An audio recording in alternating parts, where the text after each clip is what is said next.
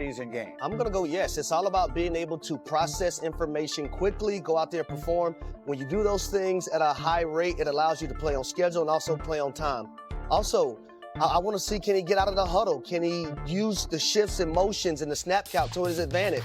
So, yes, Greeny, I do want to see Caleb Williams play in the preseason. Lewis, New Orleans, should the Saints start Tyler Shuck in their second preseason game? Absolutely. Look, when they put him in at the end of the first half to run the 2-minute drill, he looked like a veteran. Cool, calm, composed, made all the right decisions, distributed the football correctly. In the second half, he comes out, he throws a pick six on a speed out that he's late and behind on. Kellen Moore comes right back the next series, gets him outside the pocket on a boot play, he completes it, and then he hits this bomb, this 54-yarder, and he loved the way he responded. He's the most talented guy on the roster. Go ahead and start it. And then here's the big question, Peter. Should the Browns start Shedeur Sanders in their second preseason game? If Dillon Gabriel is healthy and ready to play, I think we need to see him. The Browns obviously believe in Dillon Gabriel and see something in Dillon Gabriel because every depth chart they put out, Dillon Gabriel is still above Shedeur Sanders. Now, he's been injured, but there's a possibility he could play Saturday. We'll get updates throughout the week. But let's see what else is out there that the Browns are seeing that we have not, because I think objectively we all saw Shedeur Sanders, and he looked like he played the role pretty well, and yet he's fourth in the depth chart under Dillon Gabriel. So that preseason game will be against the Eagles, but the Browns and the Eagles are having these joint scrimmages, joint practices this week, and our Sal Palantonio, who was with us earlier, is back with us as he's covering those. We talked about the Eagles earlier. Let's talk about the Browns here. Sal, what are you hearing as you were there with them from the Browns about what we all thought was a very impressive preseason debut for Shedeur? Well, Michael, last night in South Philadelphia, I caught up with Browns head coach Kevin Stefanski. As everybody knows, Kevin Stefanski, his family's Wayne, PA.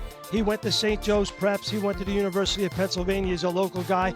He took his coaching staff out to dinner at the 9th Street Market. Here's a photo of the coaching staff after dinner. And I think I texted him right in the middle of the cannoli serving at dessert because I texted him, I said, what did you think of Shedeur Sanders in his first preseason performance?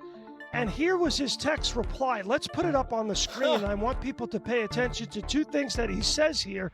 He did a good job operating, taking what's there, and made some plays with his feet to keep progressing, exclamation points. Two things there, very important, Michael.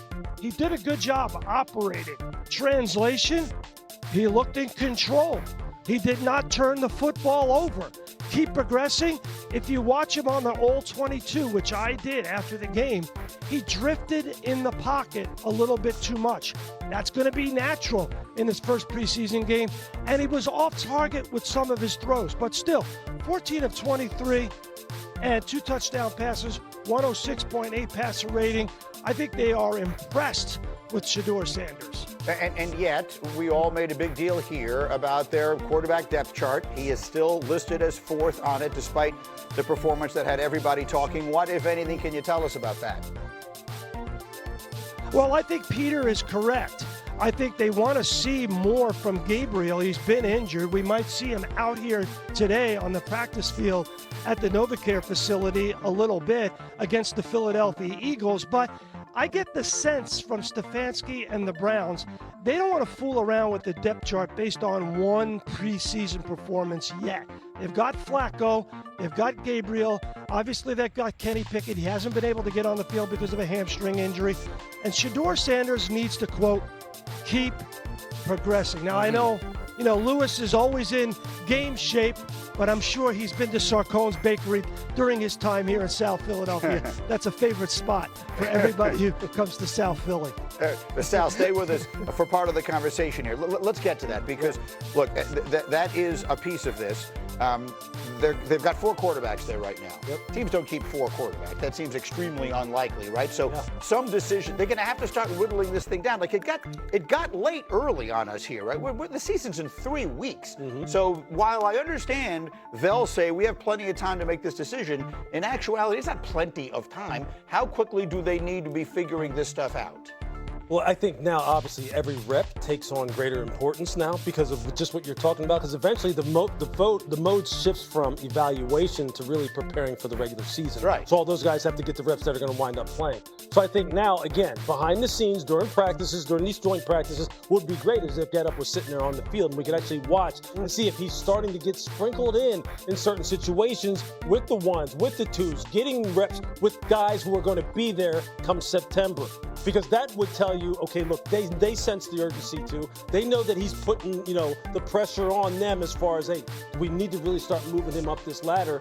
Look, one game, you obviously maybe don't want to make a bunch of sweeping decisions off of one game.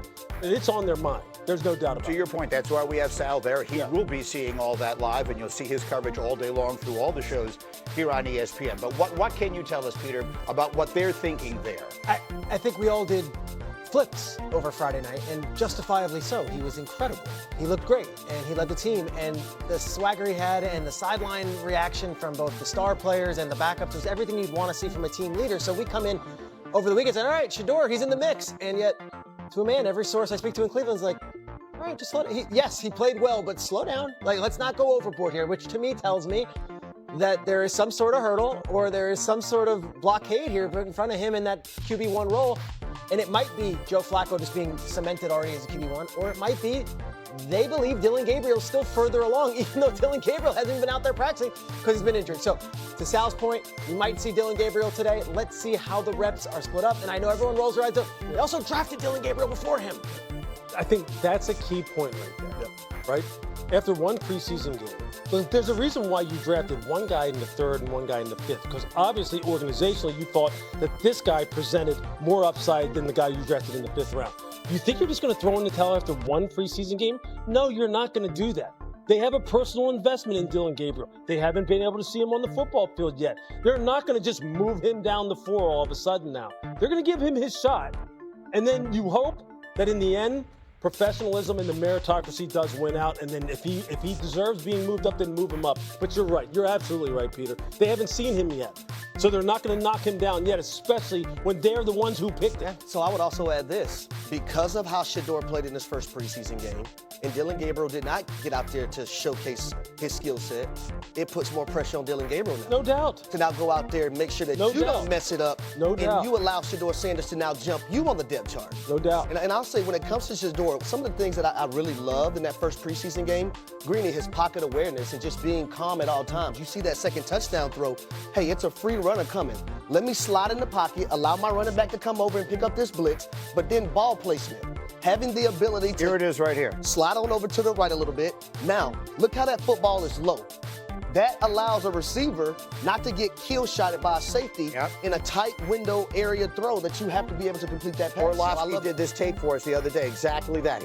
Everything he does on this play, Dan, I'll just recite it as best I can from memory. The way he moved was perfect, how quickly he still got rid of the ball, stayed in position as a thrower with his eyes downfield, and then exactly the ball placement, hips or lower, to give his receiver